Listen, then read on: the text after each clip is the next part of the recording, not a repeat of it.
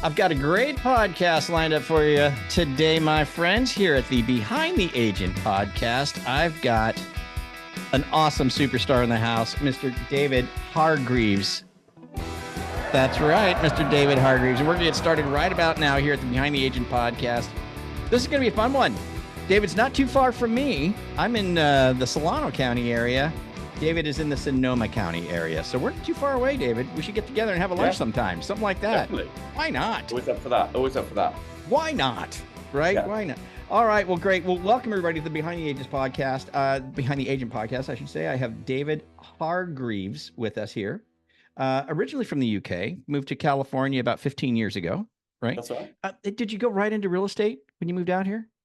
No, in the UK, I had my own marketing agency, doing marketing for technology companies. So we had clients, Google, Facebook, a whole bunch of tech companies. And I sold that business and ended up coming to run the offices of the holding company over here. And then it was only 4 years ago, actually, that I decided to switch gears. I'd had enough of the marketing agency world and decided to embark on a real estate career in a place which I've never been to before, which was Healdsburg in Sonoma County. So I used to live very near San Francisco. So, you're in the Healdsburg, Sonoma County area? Correct. Yeah. Just for those of you who don't know, probably some of the most beautiful country in California, Healdsburg. I mean, it is beautiful. It's like little Italy in California. Yeah. It really is. That's what it reminds me of. Yeah, it's wonderful there. So you've really only been doing this for 4 years. Before we dive into everything, though, I got to ask: did your experience in the marketing end really help you tremendously when you moved over into the real? Yeah. Yeah. I mean, it's when you're the principal of an agency. It's basically of a marketing agency. Then it's really a sales, biz dev and marketing, are my two skill sets. So definitely a sales and marketing background has definitely been the key to being, pretty successful in the real estate world. Yeah. I can imagine. So let's get into some information. Let me give you guys some stats on David here. So only 4 years active selling real estate, which just blows my mind. This is going to blow your mind. In the past 12 months, about just a little, just 70 transactions, right? Only 4 years in the business, 70 transactions in the past 12 months. Again, working with W Real Estate. Yeah, so W Real Estate. They're the biggest broker in Sonoma County. Yeah. Okay. All right. So good to know. Just real quick, why'd you choose W? I think they just had a good, really good attitude. They were definitely at the forefront of tech. This was sort of before the whole Compass thing happened, or as the Compass thing was happening. My background is in, technology marketing. So I think they just had a really young mindset compared to, I also spoke to all the usual folks like the bigger brands, or whatever. Yeah. But yeah, they're just a good, really, really good fit. And the owners are just awesome people. Randy Waller and Tony Shearer are amazing. Well, wonderful. I'm sure they're glad to have said yes to you by now. They're probably thinking that was a good hire. Yeah. All right. Well, great. Well, I like to kind of just get right into it, David. 70 transactions in the past 12 months. Gosh, you're only 4 years in the business. But I can't sidestep the marketing side of this because you have that background. You ran a business as a marketing company. Where are these 70 deals coming from? Where are they coming from? And is it your background that's allowed you to accelerate to this point so far? And by the way, everyone, in Healdsburg, which I got to believe that ain't the easiest place to break into as a newbie in the real estate business. Okay. I think that's probably a pretty small, tight-knit community there. So that was probably a challenge for you. Was it, David? Yeah, definitely. I mean, literally I started in real estate. And obviously I was starting in a place where I'd never lived before. I literally didn't know anyone. Literally, I think on sort of day 2, I sort of got my license and thought, well, my background's in marketing. I thought, well, I'll start a blog. And so the first blog post I ever wrote was understanding the vacation rental rules in Sonoma County. Okay. And it's sort of ironic when I look back now, because probably last year I did about $35 million worth of business in the vacation rental space. Interesting. So helping people buy and sell vacation rentals in Sonoma County. So yeah, it was just sort of funny that the first thing I ever did was write that blog. And I mean, if you Google anything to do with vacation rentals in Sonoma County, then you're you'll showing see up. my content all over the place. Yeah. Why did you pick that? Did you just pick it, or did you think this is probably a Um, good niche here, or what yeah, possessed you? partly. I mean, obviously, a lot of the buyers of vacation rentals, they come from the Bay Area. A lot of my sort of personal network was sort of second homes, because people don't want an asset just sitting there doing nothing. So people are often looking for a second home that they can also vacation rent. Yeah. And also, it's a really complex set of rules around it. So a lot of agents, they don't go to the sort of necessarily the trouble of really understanding all the nuances of like cap zones and exclusion zones, and there's a lot of complexity around it. So generally, complexity is good when it comes to making yourself differentiating yourself. So I get it. Yeah, you can if you take the brief moment to, well, it's probably not a brief moment. But you take the time to figure it all out, figure out those complexities. Now all of a sudden you're the expert at it, and you're the expert at something that a lot of people don't know anything about. yeah, So no, definitely. And there's a logical sort of transition from being expert in the vacation rental space to the second home market, because they're very closely sort of adjoined. And then a big part of our business is also the relocation space as well. So yeah, I mean, it was interesting actually, because in the vacation rental space, obviously highly regulated, and in August of 2022, they basically put a moratorium on all permits being issued. hmm, So at that point, I was thinking, oh my God, like my business is just going to disappear overnight, because suddenly yeah. nobody buy a vacation rental. So it was at that point I thought, okay, like video is getting quite big. Up until that point, all of my business on the vacation rental side was coming from a blog. And I thought, well, vacation rental is sort of going away. Therefore, I need to find something else. So that's when I started my YouTube channel, which was really focused on finding people who wanted to move to Healdsburg. And now YouTube generates more business than my blog by a long stretch. Yeah. Any of this is just staggering in just a 4-year period. So I'm so glad we're going down this path. I have to, because I have a lot of experience in this world of blogging and YouTube and all that stuff, right? So I have to explore this. So you made the one first blog post, right? Did you just start posting quite consistently? Is that what started getting the business in the door? Was the blog? Is that where it started coming from? 100%. Yeah, I mean, No kidding. our agency was a content marketing agency, the agency that I ran. So I knew SEO, I knew the importance of content, I knew the importance of editorial. So yeah, I sort of doubled down on that. So yeah, that's what I mean. You had the background. You knew how to get these blog posts findable, for Exactly. lack of a better word. Yeah. And so you just kind of hammered down on that. And how Literally many one a blog? week. Yeah, How I many? committed. Yeah, How many a week? I committed to one a week. I thought, okay, I'll do one a week for 12 months, and then I'll see what happens. If it doesn't And work, and I'll that was try something enough. else. And that got me going totally. I It could see really that did. it was working. So Yeah. like your first deal came in through your blog post saying, "Hey, can you help me out?" Basically.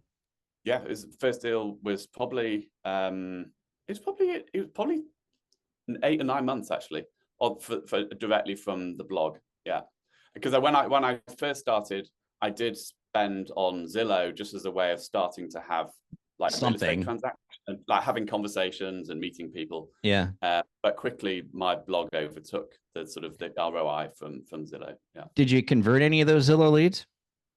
Yeah, I did. I did pretty well. Yeah. Yeah, but I mean, I just had a system, and but it then got insanely expensive. And actually, I mean, the great thing about creating your own content, whether it's a blog or YouTube, is when people get in touch with you, they feel like they know you. I mean, it's a little scary how much sometimes Sure. they know about you. You don't realize you give probably away more than you think when you're doing these Yeah. YouTube videos and blogs. So yeah, you've immediately got a personal connection without ever having spoken to them before. Yeah. How cool. Okay. So quickly the blog kind of takes over. Don't need to spend the money on YouTube or Zillow anymore, right? Yeah. So blog takes over, starting to get some business in off the blog. The changes occur, and now you decide, okay, I'm going to do a YouTube channel. How do we find that channel? What's the name of the channel? I'll put that down in the Just script. my name, David Hargreaves. If you just Google my name, David Hargreaves, on YouTube, you'll find it. Yeah. Okay, great. So we'll make sure we put that down there. We'll put the link down for those of you that are watching on YouTube. We'll put the link down there to David's YouTube channel, so you can check him out and see what he's got going on there. So now you're saying you're getting more from YouTube than you even were from the blog. Yeah. How often are you posting on YouTube? Once a week. Yeah. So when I started, I thought, okay, I'll again, the same thing is I'm a big believer in do a few things and do them really well. So Mm. I said, okay, I'll do one video a week for 12 months. And then if I don't get a business out of it, then I'll go in a different direction. Well, I mean, But it's again, it's it it's kept, yeah, 52, right? It's 52 videos. It was 52 blog posts, yeah. and once a week is really pretty easy. I mean, when it comes, it's not like you're stressing every day to come up with some content. You know what I mean? It's like it's once a week. So, and then so when you say you were focusing on now on the YouTube channel where you're focusing on moving to Healdsburg, right? Like, come give us an idea of like what's a typical episode look like for you? Um, yeah, so I think the one that has just gone out was Napa County versus Sonoma County, which is the Hmm. better place to retire to. Wow. Or it Okay. could be I know the top 5 things you need to know about living in Healdsburg, or it Hmm. could be I know the best neighborhoods within Healdsburg, or I know Healdsburg versus Sonoma, or yeah, Hmm. there's lots of different, do compare and contrast listicles, all the usual sort of stuff that gets views on YouTube. Yeah, I see. You say all the usual stuff, but a lot of people are probably wondering, what do you mean the usuals? How do you figure this out? So, how do you come up with your content? What inspires you for like this? You got a week coming up this week. What's it going to be? What's the inspiration there? Often it's just based on like personal experiences. So I used to live in downtown Healdsburg, and I just moved to, I know, a couple of miles outside of Healdsburg, in rural Healdsburg. So I did a video on, downtown versus rural Healdsburg, or the headline I think is like, did I make a big mistake moving out of downtown? Oh, okay. Yeah.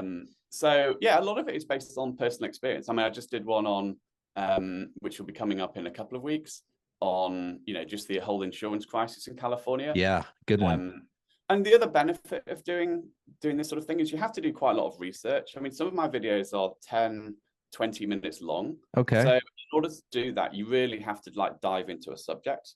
And that really helps me when I'm talking with clients, whether they're sellers or buyers, really understanding, some of the nuances that go into, figuring out insurance as part of a real estate transaction. Because, regardless of where you are in California and, Washington and beyond, then, insurance is a big problem. So having that knowledge is super helpful in just in your interactions with clients. Yeah. Yeah. Wonderful. The videos themselves, David, are they just, the you doing the holding the iPhone talking, or do you have B rolls happening? Do you have editing going on? Do you have a team do you make them really very pro looking, or do you make them very natural, like it's just me talking to you kind of a thing? Yeah, I mean, obviously, I'll let people decide when they take a look at them. But I mean, there's definitely this B-roll in it. I'm trying to get better at doing the B-roll. I do a lot of the. I mean, I use ChatGPT often to come up with a structure. But what I don't do is use ChatGPT for doing any of the actual content creation on either blogs or videos. Like it just they can make a good start and a good outline, but you then have to insert your own sort of personal experience, because people want to watch these things to find things out that they can't find out on the internet. So, and I think Got it. that's a sort of key part of it. And then I send the raw footage to an editor, and then the editor works their magic and post them, and then I put some paid spend behind them as well. Excellent. Okay, so you're doing a little paid ad behind it, so that's great. Yeah.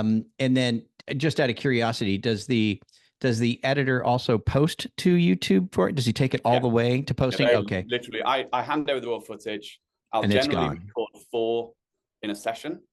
So I do a month in one stretch, in like 3 or 4 hours, and then I send it all off. And then all I've got to worry about the next 3 weeks is getting my scripts ready for the next lot.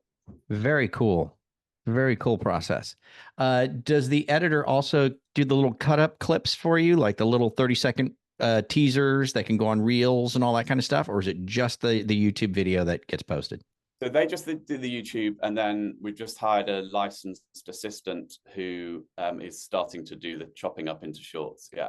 Yeah. Yeah. Very, very interesting. So the YouTube channel then, how long have you been doing it? A couple of years? Has it been?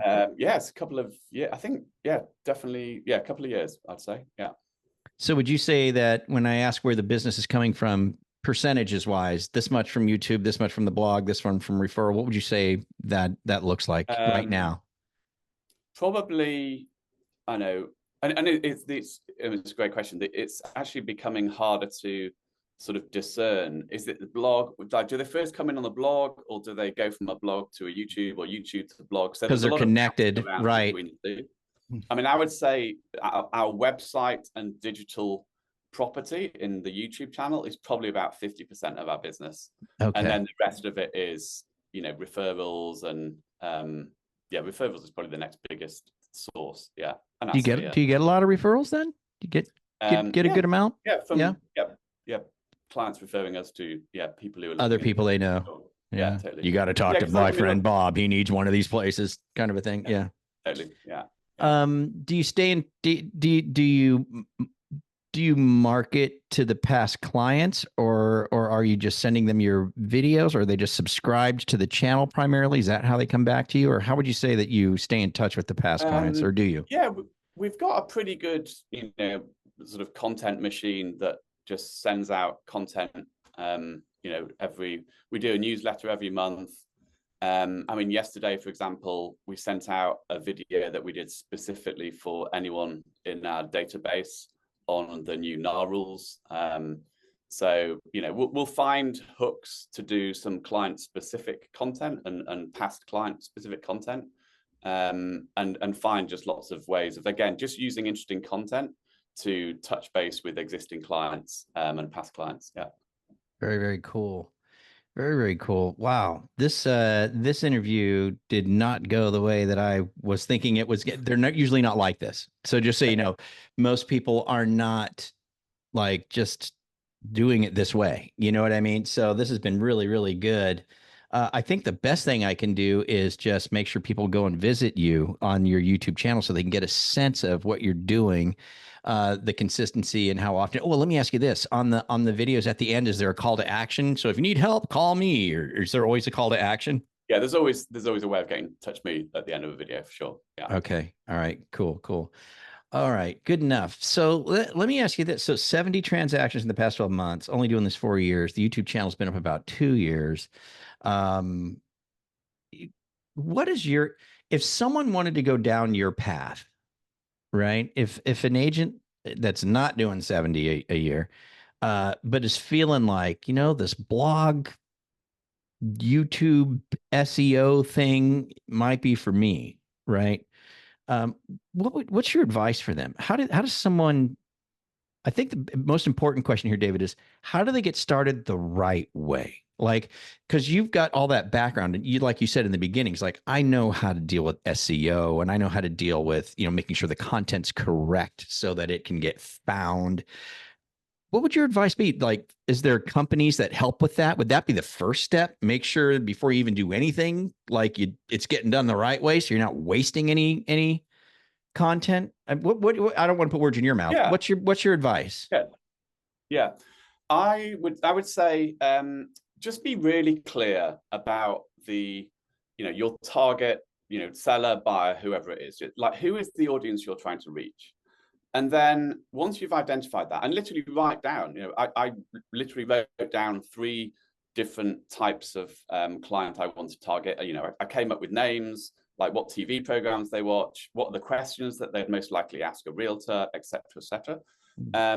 And then just think about, when you're interacting with these types of people, what are the questions that they're asking you? Because if they're asking you a question, that's most of it is good ideas for content. Hmm. And there's actually a brilliant book called They Ask, You Answer. They And ask it you answer. really, that's the whole premise of this whole book is, if you listen to people, your customers, or if you listen to people who you want to be customers, and what are the questions that they're asking, if you answer those via, whether it's YouTube, whether it's a blog, whatever it may be, then people will start coming to you. Fascinating. And that's the premise of content marketing, basically. That's what all these big agencies do. Yeah. This is really good. This is really good.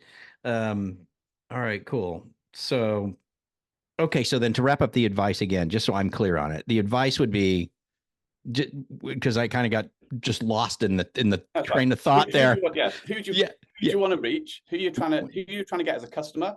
And yeah. then think about what are the real estate questions they Okay, want got it. Yeah. the answer But to. what about so if I do that though and I just start writing that, that doesn't necessarily mean I get found, right? Does it? I mean, it doesn't. It helps to have a little bit of SEO understanding of SEO. I mean, Okay. ChatGPT can Is there a also. platform you could suggest? Like what platform is your blog on? Are you a WordPress guy or what are you? What I actually use Playster. Um, Playsta? Playster, yeah, it's an IDX like web platform.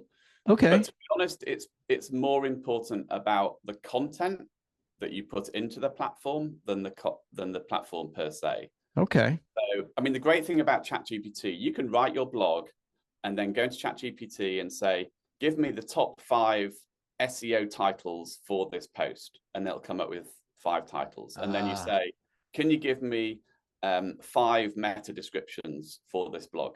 And then can you give me 5 meta titles? And then you put Ah. that information into whatever platform you're using. And that's what Google's looking for, basically. You mentioned three things there. You mentioned the I think it was the title, right? The The title. title, Yeah.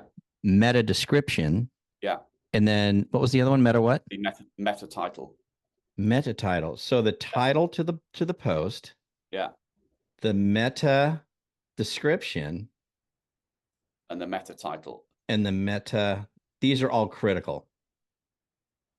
These Correct. are And critical items.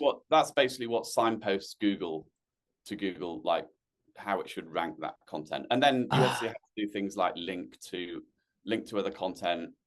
Yeah, there's lots to it. I'm not a Yeah. detailed expert, but I And know we, enough. and we can't jam it in here right now, but even that alone has just been even for me. I do this all the time. I blog, 2-3 times a week. But I've always seen on my platform. I've always seen the meta stuff, and I've never put anything in there because I never quite understood it. You know what I mean? I don't quite get it. But now that I know, well, crap, I'll just go to Chat There GPT you and say, go. hey, give me the meta description and meta title for this post. And it'll be like, here you go. Thank you. Yeah, Brilliant. Thank you for yeah, that. it's all good stuff. Yeah. This has been awesome, man. I got to ask you this though. We always ask this, and if you got something great, if not, no big deal. But I affectionately call it the real side of real estate. A couple of agents in the Sacramento area, Jess Mraz and Candace Zavala, said we want to start something called the real side of real estate. There's actually already a podcast called that, but I love to get the real side of real estate stories. You know what I mean? Because real estate can look so glamorous on the outside to the consumer. The fancy headshots and the suits or whatever, and and the logos. It just looks so classy. But a lot of times it's like, yeah, you don't know what really goes on in real estate. There's some crazy things that happen in real estate. Do you have any crazy? Maybe not so much in Healdsburg. Maybe it's pretty tame out there. No, But there's definitely some crazy things have happened. So I remember one particular time. I think it was a Saturday morning, and I was going to show a property to a buyer, and it was a property that was an existing vacation rental. And I'd made an appointment with the agent, and I got to the house, and it was open. I was like, "Oh, that's weird." Like it wasn't locked. So I just walked in, and this place looked like a bomb had gone off. I mean, it was obviously some enormous party had happened the night before. oh And I was my like, god, hello, hello, is anyone there? Obviously, everyone was in bed. I walked into one of the bedrooms, and then there's a couple making out in there. I'm like, oh my you God. have got to be kidding me. Yeah, I've got clients outside with 2 small children, and we're like, what do I do? Do I carry on, or do I was like, let's bail? I ended up bailing. I'm like, we can't. So Awesome. I'm sorry, but we can't tour this home right now. exactly. That's a good accent. There you go. I didn't do the. Was I Oh, doing the right. accent? Okay. All right. Well, that just naturally came out then because I'm talking to you. But well, that's hilarious. Well, hey, David, man, thank you so much once again. So, if someone is in the Sonoma County area, and they'd maybe like to be a part of your team, maybe get a little mentorship from you, something like that, you're open to helping other Yeah, totally. agents? Yeah, You are? yeah, Okay. yeah, totally. And so the best way to reach you would be the phone number then. And I have it here. It's 415-260-7814. I get that right? That's right. Yeah. Okay. So one more If time. if there's agents who are in markets with people moving to Sonoma County, or if people like represent vacation rental buyers in their market, we're always looking for agents around the place to refer clients to, who either, because you're only allowed to buy one vacation rental in Sonoma County as an individual. So if they want to build a portfolio of vacation rentals, they need to look in other markets. So we're always looking for agents who really understand the vacation rental space in different markets. Perfect. So if you're that type of an agent in another area, then you want to connect with David Hargreaves. David Hargreaves, again at 415-260-7814. David, this has been a wonderful episode, man. Thank you so much for giving us the time and helping us out. I really appreciate No, it. thanks for inviting us on. It's always fun. Yeah. All right. Well, cool. Well, stick around. I'm gonna say goodbye to everybody. I want to say goodbye to you too. So for everybody else, thanks for joining us here at the Behind the Agent podcast. Do us a favor, subscribe, of course. Share this with your other agents if you can get some value out of this thing. And of course, if you want to connect with David, do so at his number 415-260-7814. With that, we'll see you guys here next time on the Behind the Agent podcast. We'll see you. Bye bye.